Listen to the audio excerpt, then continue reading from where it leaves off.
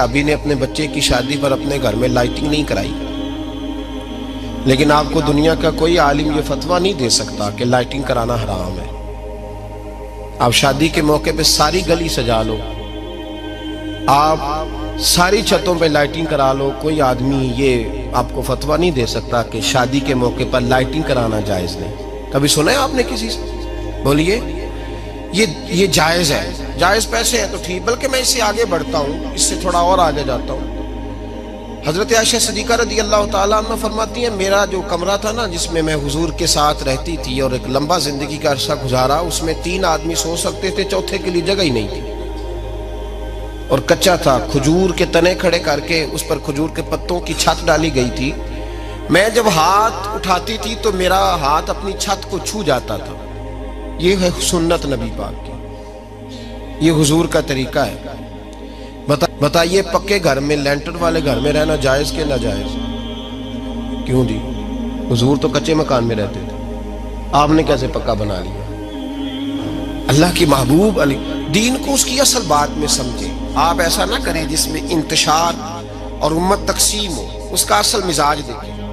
مہندی کے موقع پہ اگر کوئی آدمی 6 دیگیں دال چاول کی پکاتا ہے تو منع نہیں، جائز پیسوں سے پکائے، انہیں لائٹنگ لگوائی، کوئی منع نہیں، سارے محلے کو کھانا کھلایا، کوئی منع نہیں، بلکہ نبی پاک نے فرمایا بہترین مسلمان ہی وہ ہے جو سلام پہلے لے اور روٹی زیادہ کھلائے، تو بہترین مسلمان ہے۔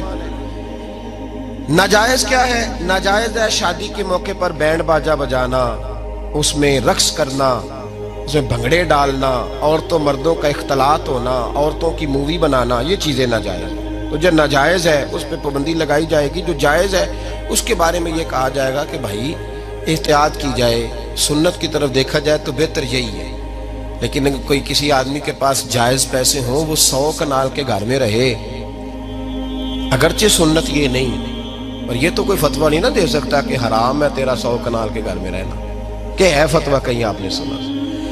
تو ہمارے ہاں تکلیف کا معاملہ یہ ہے۔ دیکھیں میرے بھائی، کسی بھی صحابی نے، بڑے درد کے ساتھ بات کر رہا ہوں اور یہ میرا درد ہے، میں درد سے اپنے دل کو، اپنے ایمان کو حاضر ناظر کہہ کے بات کر رہا ہوں۔ امت بٹ جاتی ہے ہر موقع پہ یار، ہر جگہ ہی تقسیم ہو رہی ہے امت مسلمہ، ہر روز کچھ نہ کچھ فتوے ایسے مل جاتے ہیں جس میں دراڑیں پڑتی ہیں۔ کسی صحابی نے کسی مسجد کے اندر اشتہار چھپوا کے، اعلان کرا کے درس قرآن کرایا ہے کبھی؟ سیرت النبی کا جلسہ، ختم بخاری، مدرسے کا دستار فضیلت کا جلسہ، آپ نے اشتہار پڑھے ہیں نا؟ یہ سارے مکاتب فکر ہوتے ہیں کہ نہیں ہوتے؟ کسی صحابی نے اس طرح، وہ تو روز درس قرآن دیتے تھے، لیکن اس طرح اشتہار چھپوا کے، پوسٹر لگا کے، اور مصر سے کسی صحابی کو اسپیشل بلوا کے یا یمن سے بلوا کے مسجد کے اندر کبھی درس قرآن کے اجتماعات کرائے، سیرت النبی کے جلسے، ختم بخاری کے؟ او بھائی، یہ ساری چیزیں حضور کے صحابہ کی سنت سے مروجہ انداز میں ثابت نہیں۔ مجھے بتا میرے بھائی، میں درد کے ساتھ تجھ سے سوال کرتا ہوں کہ سیرت النبی کے جلسے میں تو پشاور سے مولانا بلائے، پنڈی سے بلائے، تو گجرات اور کراچی سے لوگوں کو بلا کر کے اگر سیرت کا جلسہ کرائے، اور تو اس میں ایک آدمی کو کراچی سے بلوایا جا رہا ہے تو تو نے اس کو 20,000 کی ٹکٹ بھی دی، اور اشتہار پہ بھی جلسے پہ خرچ ہوا، پھر لنگر بھی پکا، کھانا بھی تو نے کھلایا، نہ تجھے کوئی بیوہ یاد آئی، نہ تجھے کوئی مسکین یاد آیا، نہ تجھے کوئی غریب یاد آیا؟ حالانکہ کہنا چاہیے تھا نا یہ جو لاکھ روپیہ لگ رہا ہے کسی بیوہ کی خدمت کر دینی چاہیے، یتیم کو دے دینا چاہیے۔ درد کے ساتھ بات کر، سوال میرا یہ ہے کہ وہی کام جو سیرت کے جلسے میں ہوتے ہیں، پہلے تلاوت ہوتی ہے، پھر نعت ہوتی ہے، پھر کسی عالم کا بیان ہوتا ہے، وہی کام صرف نام بدل کے کیا جائے، عید میلاد النبی نام رکھا جائے صلی اللہ علیہ وسلم۔ یہ میں آپ کے ذہنوں پہ دستک دے رہا ہوں، تقریر نہیں کر رہا، صرف دستک دے رہا۔ او بھائی دیکھو، ایک آدمی وہی کام نام بدل کے کرے تو جائز ہے، اور اگر اس میں نبی پاک کے میلاد کا نام رکھ لیا جائے یا نعت کا نام رکھ لیا جائے تو پھر مجھے اجازت دے میں تجھ سے سوال کروں کہ صرف تجھے حضور کی تعریف پوری لگتی ہے؟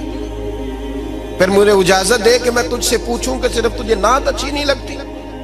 پھر مجھے اجازت دے کہ میں تجھ سے پوچھوں کہ تجھے صرف رسول اللہ کے قصیدے اچھے نہیں لگتے؟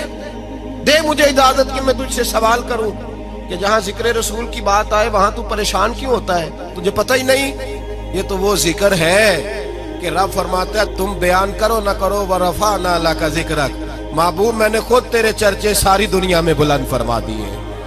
اور نبی پاک نے پوچھا حضرت جبریل سے کہ چل جبریل تو بتا میری امت کو پتہ چلے رب نے میرا ذکر کیسے بلند کیا ہے؟